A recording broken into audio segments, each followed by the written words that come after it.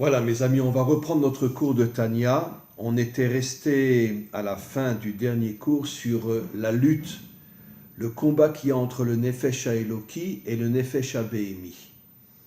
Parce que, effectivement, le Nefesh HaBehemi veut faire tomber l'homme dans la matérialité, c'est-à-dire uniquement les plaisirs de ce monde, l'argent, tous les plaisirs qu'il y a dans ce monde, et se déconnecter, l'âme animale veut se déconnecter entièrement de l'âme divine, et l'autre combat, l'âme divine veut essayer de ramener le corps vers sa connexion avec Dieu, vers sa connexion avec la Torah, vers sa connexion avec la droiture, la justice. Et on verra dans le Tanya qu'il y a quelque chose de très très intéressant, et c'est la raison pour laquelle j'ai décidé de choisir ce livre, qui est un livre absolument incroyable, parce que le Baal HaTanya explique qu'en vérité, tout le travail du Nefesh HaEloki n'est pas de se déconnecter de ce monde, n'est pas de se déconnecter du Nefesh HaBehemi, de l'âme animale, et que le Nefesh HaEloki remonte en haut. Malheureusement, comme je l'ai déjà souvent expliqué, la grande majorité des religieux se déconnectent complètement de ce monde et vivent dans une illusion totale qui leur fait croire qu'ils sont avec Dieu, mais en vérité, ils sont avec le diable et pas avec Dieu. Mais en vérité, le Baal HaTanya explique ici quelque chose d'extraordinaire. C'est que tout le travail du Nefesh HaEloki est de nettoyer le Nefesh HaBehemi, le nettoyer justement de toutes les chutes qui font tomber l'homme dans toutes les saletés de ce monde. Et pourquoi nettoyer le Nefesh HaBehemi, comme on va le voir? Pour faire de nous un homme d'action dans ce monde, parce que c'est le Nefesh HaBehemi qui nous permet l'action dans ce monde, et une action propre, une action juste, une action morale. Parce que tout le travail du Nefesh HaEloki, de l'âme divine, n'est pas encore une fois de se déconnecter de ce monde, mais de purifier l'âme animale de manière à ce que on puisse être un homme qui est à la fois accroché à Dieu, mais en même temps un homme d'action dans ce monde, un homme propre, un homme juste, un homme droit, un homme moral. Alors on va reprendre la phrase avec laquelle on avait terminé le dernier cours, car shte nefashot haelokit ve'achionit habehemit, donc les deux âmes qui sont dans le corps, l'âme divine et l'âme animale, nilchamot zu im zu, se font la guerre, parce que chacune essaye de tirer l'homme de son côté. Vechol evarav shaelokit chavtza vechetzona shetei levada amoshlet alav. Le Nefesh HaEloki veut ramener tout le corps vers Dieu. Ça va être le passage qu'on va lire. Umanigo, afin de le diriger. Mais comme on va le voir, pas le diriger en haut, le diriger dans l'union entre le monde d'en haut et le monde d'en bas. Vechol evarim yusarim le mashmauta ou bateli metzla. Et donc tout le travail du Nefesh HaEloki, de l'âme divine, c'est finalement de transformer le corps en un corps pur, en un corps droit, en un corps juste, qui n'est dans ce monde que pour essayer, chacun à son niveau, de dévoiler la royauté de Dieu dans ce monde. Vehiyu livush le'eser bechinotea. Et le Nefesh HaEloki essaye de faire rentrer les 10 attributs divins dans le corps de l'homme. C'est effectivement quelque chose de pratiquement impossible qu'un homme puisse avoir les 10 attributs divins dans son corps. La seule personne qui est arrivée à avoir les 10 attributs dans son corps, c'était une femme, Sarah. Elle a vécu jusqu'à l'âge de 127 ans, et le décodage du chiffre 127, c'est le Keter, la Chochma, la Bina et les 7 sphirotes du bas. C'est la seule personne qui est arrivé à faire rentrer en elle les 10 sphirotes. Alors, évidemment, le Nefesh HaEloki essaye de faire rentrer en nous les 10 sphirotes. C'est une chose pratiquement impossible, mais chacun à son niveau peuvent faire rentrer en lui de nombreuses sphirotes. Pas les 10, mais 4, 5, 6, 7, peu importe. Le Mashiach, lui aussi, arrivera à faire rentrer en lui les 10 sphirotes. Et au moment de la délivrance, il arrivera à faire rentrer les 10 sphirotes dans tous ceux qui se seront battus avec lui contre le mal et recevront aussi les 10 sphirotes. Parce qu'encore une fois, la véritable destination de l'homme, la véritable shlichut, c'est-à-dire la véritable mission de l'homme, n'est pas uniquement de vivre dans le monde d'en haut, mais d'être un véritable combattant, d'être un véritable guerrier qui se bat justement dans le monde d'en bas, grâce au Nefesh HaEloki qui a purifié le Nefesh HaBehemi. Et donc, l'âme divine essaye de faire rentrer en nous les 10 sphirotes, ainsi que les 3 habits. On va voir à quoi font allusion les 3 habits. Shenit lapshu kulam be'ivre agouf, qui se mettent dans le corps. Alors en vérité, les 3 habits, on peut les expliquer de différentes manières. Le Tana va expliquer qu'il s'agit de la sagesse, de la chokhma, de la bina et du da'at, mais j'avais vu aussi dans d'autres commentaires qu'il s'agit aussi des 3 pères. On sait que quand Shaoul est mort, tous les dirigeants des 12 tribus d'Israël sont venus chez David et lui ont dit « Viens régner à Jérusalem ». Parce qu'à ce moment-là, le tribunal avait changé. Pendant tout le temps que Shaoul régnait, il s'était arrangé pour que le tribunal puisse dire que toute la famille de David n'était pas juive, parce que Ruth n'avait pas le droit de se convertir, ce qui était une erreur fondamentale. Mais après la mort de Shaoul, les véritables juges sont revenus à leur place et on dit que oui, Ruth avait le droit de se convertir, c'est un homme de Moab qui ne peut pas se convertir, mais une femme de Moab peut oui se convertir, donc c'est une famille juive. Et donc ils sont venus chercher David pour le faire régner à Jérusalem.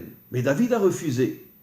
David a dit non, je pars maintenant 7 ans, 7 par rapport à la Malchoute, parce que c'est mon attribut. Je suis l'homme de la Malchoute, je suis l'homme de la royauté. La royauté, pas être un dirigeant qui se prosterne devant son ego, mais tout mon travail, c'est de dévoiler Dieu comme roi de ce monde. Et je pars à Hebron, parce que je veux me connecter aux 3 pères qui vont devenir d'une certaine manière mes habits, et moi je serai la 4e dimension qui va permettre justement le dévoilement de la Malchoute d'Hachem dans ce monde. Et donc il est parti 7 ans à Hebron. Tous les jours, il priait des heures et des heures et des heures sur le tombeau des pères pour se connecter à eux. Et au bout de 7 ans, il a accepté de revenir à Jérusalem pour régner à Jérusalem. Il avait reconstruit, ou il avait construit la Malchoute qui était en lui. Et comme on le sait, tout le travail de David, un homme authentique, un dirigeant authentique, c'est le seul pratiquement dirigeant authentique qu'il y a eu dans toute l'histoire du monde. Tout son travail n'était pas de régner sur un trône avec une couronne sur la tête comme un imbécile, mais tout son travail, c'était justement de se battre pour que Dieu puisse se dévoiler comme roi dans ce monde. Il n'était que l'outil de Dieu dans ce monde, et il l'avait parfaitement compris. Et ça, c'est un dirigeant authentique. Mais des dirigeants authentiques, aujourd'hui, il n'y en a plus, bien évidemment. Ça fait des millénaires qu'il n'y en a plus parce que chacun se prosterne devant le culte de son ego et se fout royalement de Dieu. En tous les cas, on continue. Et il explique quelque chose d'extraordinaire. Veillez à gouf kulo malé mehem levadam. Donc tout le travail du Nefesh HaEloki, c'est encore une fois de faire rentrer les 10 sphirotes et les 3 pères dans le corps. Velo ya'avor zar betocham, et plus aucune force contraire ne pourra rentrer dans le corps et le faire tomber. Chas v'shalom, qu'à Dieu ne plaise. Dainu tlat mochin sheberosh. On va commencer maintenant par les 3 cerveaux du corps, de la tête, qui vont se transformer. Ça ne sera plus des mauvaises pensées, ça ne sera plus des pensées courir après les femmes, courir après l'argent, courir après l'idolâtrie, mais ces 3 pensées vont se transformer et vont devenir Chabad. Chabad d'ailleurs qui est le nom des Lubavitch. C'est quoi Chabad? Chochma, Bina, Da'at. On explique. Chez Benefesh Elokit, chez Chochmat Hashem. Donc le Nefesh Eloki va faire rentrer la Chochma d'Hashem dans le cerveau. C'est quoi la Chochma d'Hashem? Nos maîtres disent une chose extraordinaire. A Chochma me'ayin timatse. La Chochma, elle sort du Ayin. Traduction française complètement fausse, le néant. Mais en vérité, c'est quoi le Ayin? C'est le En Sof. Ça veut dire que la véritable sagesse qui rentre dans le cerveau humain, c'est comprendre que Dieu est infini. Et c'est pour ça que Ein Sof, ça signifie l'infini. Et c'est pour ça que nous ne pouvons pas tout comprendre et presque rien comprendre de Dieu, parce qu'il nous dépasse complètement. L'homme est extrêmement limité, et donc l'homme ne voit que les limites de ce monde, mais Dieu est infini. Et donc c'est très très très difficile de comprendre l'infini de Dieu et de comprendre tout ce qu'il fait dans ce monde. Mais quand un homme se connecte au Nefesh Eloki, il reçoit la Chochma, et d'une certaine manière, il arrive à se connecter à Dieu par le biais de la Emouna. C'est quoi la Emouna? La Emouna, c'est cette confiance totale en Dieu, même si je ne le comprends pas. C'est ce qu'on a vu quand Dieu demande à Abraham d'aller sacrifier son fils. Finalement, il ne l'a pas fait. C'était une épreuve pour voir si Abraham avait la véritable Emouna. Est-ce que tu te connectes à moi? Est-ce que tu me fais confiance? Même si tu ne me comprends pas. Parce que c'était le seul fils que Sarah et Abraham avaient. Comment tu peux me demander de le tuer? Mais Abraham avait atteint un tel niveau d'Emouna, une Emouna, on pourrait dire illimitée, qu'il ne se posait pas de questions. Dieu me demande, je le fais. Et au plus profond de moi, je suis sûr et certain que finalement, je n'égorgerai pas mon fils. Abraham sentait que c'était un test pour voir s'il avait véritablement une Emouna infinie. Et ça, c'est ce que nous donne la Chochma. La Chochma nous donne la sagesse, mais qui est surtout et essentiellement cette Emouna infinie, cette confiance infinie en Dieu, qui fait que malgré les épreuves que nous traversons, malgré les souffrances que nous traversons, nous lui faisons une confiance absolue et nous savons qu'il a décidé que nous passions par tel ou tel chemin pour faire de nous des hommes et des femmes authentiques. Parce qu'un homme qui n'a pas d'épreuves ne peut pas être un homme authentique. Un homme qui n'a que l'argent, qui n'a que l'idolâtrie, qui n'a que les femmes, qui n'a que si, c'est un animal, comme on l'a déjà vu. Même s'il a un corps d'homme, à l'intérieur de lui, ce n'est que l'animal. Et pire encore, il tombe encore plus bas que l'animal, disent nos maîtres. Parce qu'un animal n'est pas quelqu'un de méchant. Même s'il tue pour manger, il ne tue pas pour le plaisir de tuer. Tandis que l'homme qui tombe complètement peut tuer pour le plaisir de tuer et puis fait des choses horribles dans sa vie. Et donc, c'est ce qu'il explique ici, que cette Emouna nous permet une connexion infinie avec Dieu qui fait que les forces contraires ne peuvent plus rentrer en nous. Après, il y a la Bina. C'est quoi la Bina? Leitbonen begdulato asher en cheker ve'en sof. La Bina, c'est une sagesse qui nous permet de comprendre la grandeur infinie de Dieu. Alors, ce n'est pas une chose facile.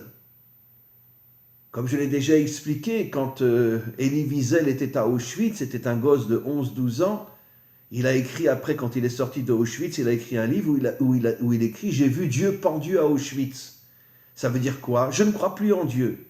Bien qu'au bout de quelques années, il est complètement revenu vers Dieu, il est redevenu un juif authentique, mais pendant quelques années, il ne pouvait plus croire en Dieu, il avait vu des choses horribles à Auschwitz.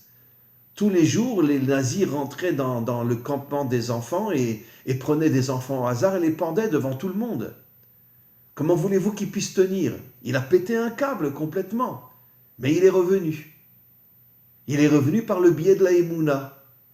Qu'un jour, la Emouna s'est réveillée en lui et lui a fait comprendre, bon, tu ne comprends pas Dieu. Très bien, Mais ne te pose pas de questions. Un jour viendra où tu comprendras tout ce qui s'est passé dans ce monde et tu le comprendras à un niveau inimaginable. Et c'est ça la Bina. La Bina nous fait comprendre des choses qui sont au-dessus de ce monde, qui sont au-dessus de notre intelligence. Et d'une certaine manière, la Bina est appelée la maison de la Chokhma. La Chokhma, c'est la Emouna qui rentre dans la Bina. Mais la Bina, c'est aussi la Hitbonenut. Ça veut dire une certaine compréhension de Dieu qui est bien sûr extrêmement limitée, mais une compréhension qui s'élève au-dessus de l'intelligence terrestre de ce monde. Je lui fais confiance. Je ne comprends pas tout ce qu'il fait, mais je lui fais confiance. Et après, la Chokhma et la Bina, la Chokhma, selon les codes de la Torah, est masculine, la Bina est féminine, et ils s'unissent et ils font naître le Da'at. Da'at, c'est quoi? C'est la Yira et la Ha'avat Hashem. Craindre Dieu et aimer Dieu. Ça veut dire, ce qui est intéressant dans le Tanya, c'est qu'il met la Yira avant la Ha'ava. Pourquoi? Parce que si un homme ne craint pas Dieu, et je vais expliquer ce que signifie craindre Dieu, nos maîtres expliquent dans le Talmud, craindre Dieu, c'est ne craindre que lui. Il rajoute le mot que lui.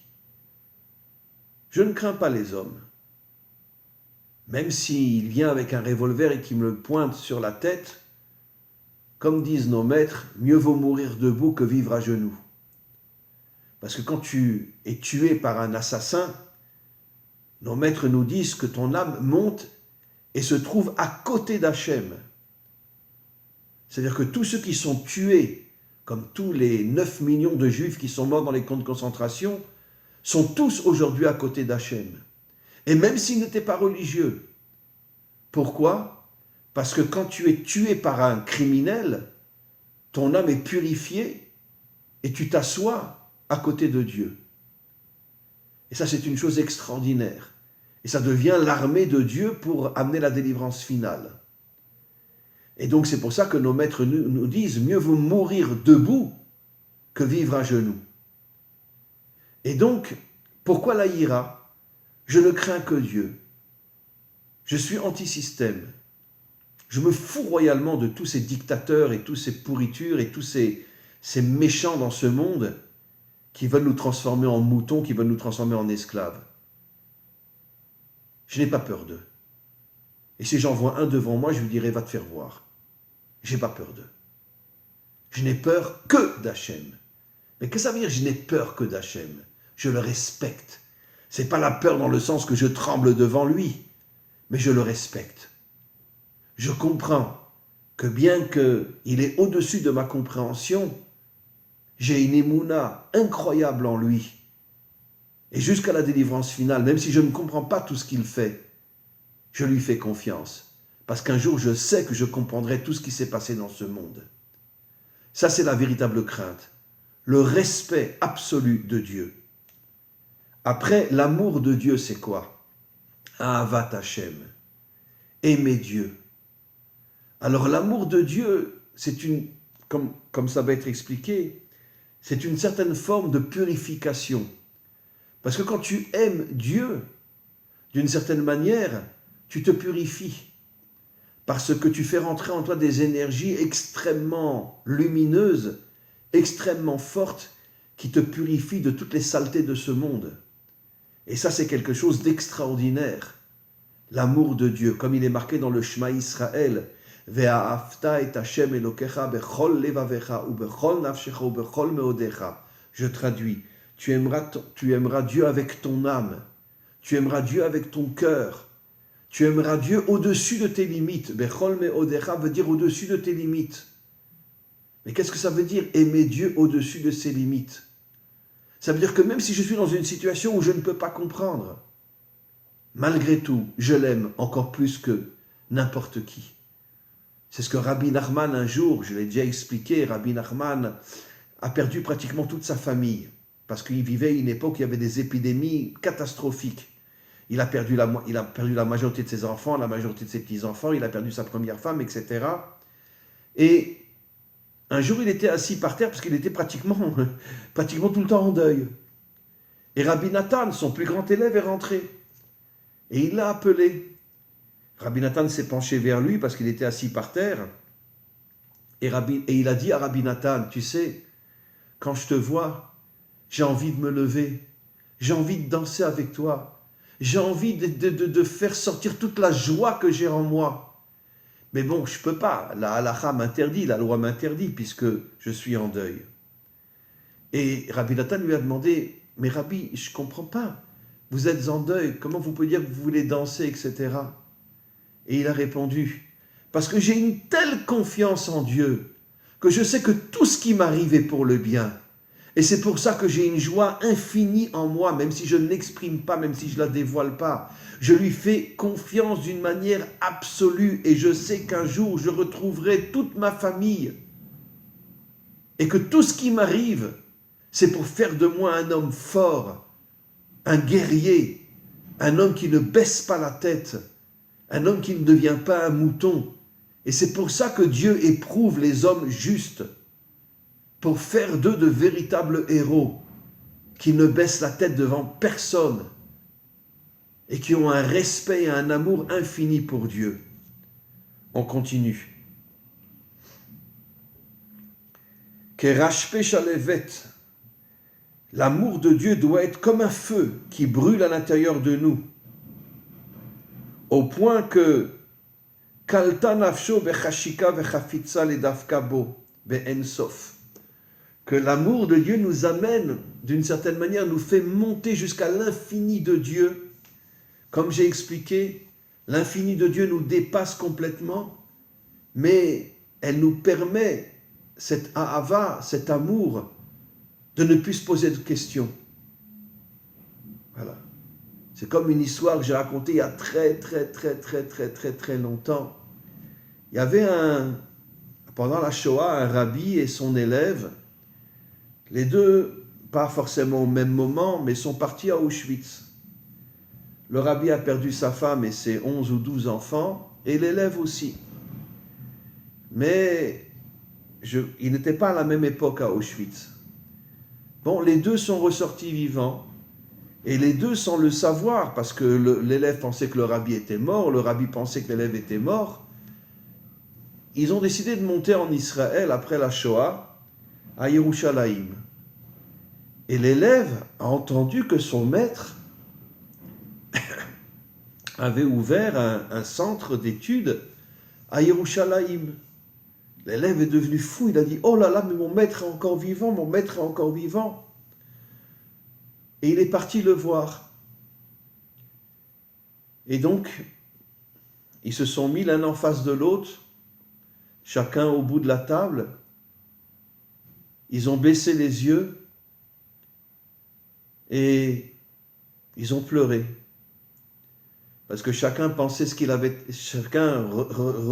qu'il avait traversé. Ils avaient perdu leurs femmes, ils avaient perdu tous leurs enfants. Parce que les femmes et les enfants, dès qu'ils arrivaient à Auschwitz, directement dans les chambres à gaz. Les hommes, s'ils étaient un peu forts, on les faisait travailler. Et donc, ils ont baissé la tête tous les deux. Et ils ont pleuré. Au bout d'un certain temps, le Rav tape sur la table et il dit « Mon élève, on ne peut pas comprendre Dieu. Dans ce monde, on ne le comprendra jamais. Mais ayons la émouna, faisons-lui confiance et un jour nous comprendrons que tout ce qui nous est arrivé était pour le bien. » L'élève s'est levé, il a serré son maître dans ses bras et il lui a dit, en hébreu bien sûr, « Merci, merci, merci Rav. Vous avez fait de moi un homme fort. Et maintenant, nous serons des combattants pour mériter un jour de revoir notre famille. » Voilà ce qui s'est passé.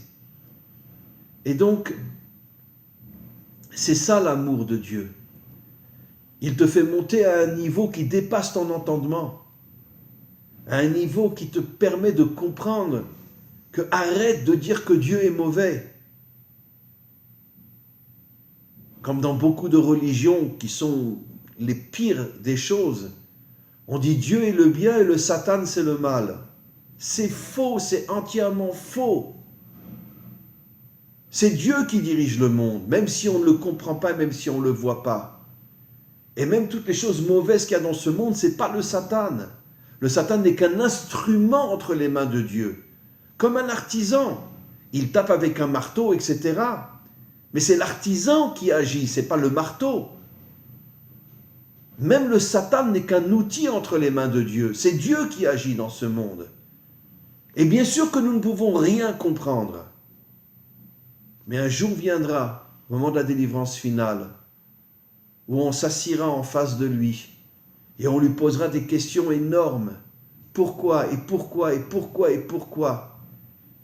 Mais notre cerveau va s'élever à un niveau infini et il nous donnera des réponses inimaginables qui nous permettront de comprendre toute l'histoire de ce monde.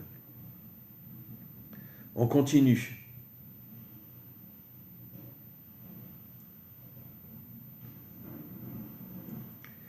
Et maintenant, il dit, voilà, tout le but de l'âme divine, c'est justement de rentrer dans l'âme animale et de nettoyer l'âme animale de toutes les clipotes, de toutes les écorces, de toutes les énergies négatives qui sont dans l'âme animale, la transformer, la ramener vers Dieu, la guérir de tous les plaisirs de ce monde et la ramener, l'âme animale, vers l'amour de Dieu. C'est ce qui est dit dans le Shema, Bechol levavecha. Normalement, il aurait dû dire Bechol libecha. Il y a deux bêtes, levavecha. Et nos maîtres expliquent que ces deux bêtes font allusion au Yetzeratov, le bon côté et le mauvais côté. Et quand on dit tu aimeras Dieu, Bechol levavecha, ça veut dire que tout ton travail est d'aider ton âme divine à transformer ton âme animale pour que tu deviennes un homme propre dans ce monde. C'est extraordinaire. C'est merveilleux de voir comment un rabbi a tout compris.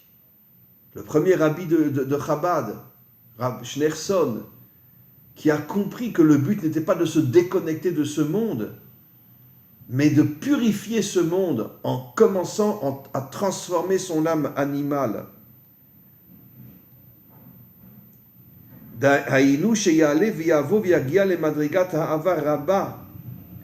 De transformer l'âme animale, le mauvais côté, en l'amenant vers un amour infini vers Dieu, un amour fort, un amour puissant.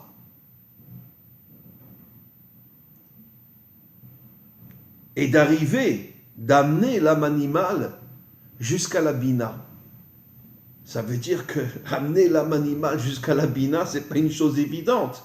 C'est ce qu'on appelle la Teshuvah. C'est quoi la Teshuvah? Ben, c'est le retour de toutes les forces négatives qui étaient en moi, qui se transforment en bien. Et là, je précise quelque chose d'absolument important. La Teshuvah, ce n'est pas que je me déconnecte du mal qui est en moi, et je ne vais que vers le bien. La vraie Teshuvah, c'est la transformation du mal en bien. Et qu'est-ce que ça veut dire la transformation du mal en bien? Ça veut dire que je nettoie toutes les énergies négatives qui se sont emparées de mon être. Ces énergies négatives, je les chasse. Et le côté qui m'avait fait tomber dans le mal, à cause de ces énergies négatives, ce côté-là, je le purifie et je le ramène vers le bien. C'est pour ça que nos maîtres osent dire une chose, j'avoue sincèrement que je ne la comprends pas, que le Baal Teshuvah, le maître de la Teshuvah, Baal ça veut dire maître, est plus grand que le Tzadik Gamour, est plus grand qu'un homme qui n'a jamais fauté. Mais comment c'est possible? L'exemple, c'est Yosef. Yosef était dans ce monde et il n'est jamais tombé. C'est pour ça que je dis que ceux qu'on appelle des tzadikim, mais c'est une erreur infinie, mais qui ne sont pas dans ce monde, qui sont toute la journée uniquement en train d'étudier, en train de prier et qui vivent uniquement dans un monde religieux, comment qu'on peut les appeler des tzadikim? Ils n'ont aucune épreuve, ils n'ont aucune tentation, ils n'ont jamais dévoilé les forces qu'ils ont en eux pour se battre contre le mal. Donc ça ne peut pas être des tzadikim. Le vrai tzadik, c'est celui qui est dans ce monde et qui ne tombe pas. Alors comment on peut dire que le Baal Teshuvah est plus grand que le Tzadik Gamour si on parle du Tzadik qui est dans ce monde et qui ne tombe pas? Parce que le Baal Teshuvah, lui, il est tombé. Il est tombé tout en bas. Et pour se relever, ça demande des efforts inimaginables. Inimaginables. Il ne faisait pas Shabbat, si c'était un juif.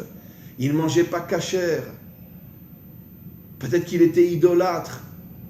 Peut-être que c'était un débauché. Comment qu'il a pu transformer toutes ces forces négatives qui étaient en lui, comment il a pu les transformer et les ramener vers Dieu?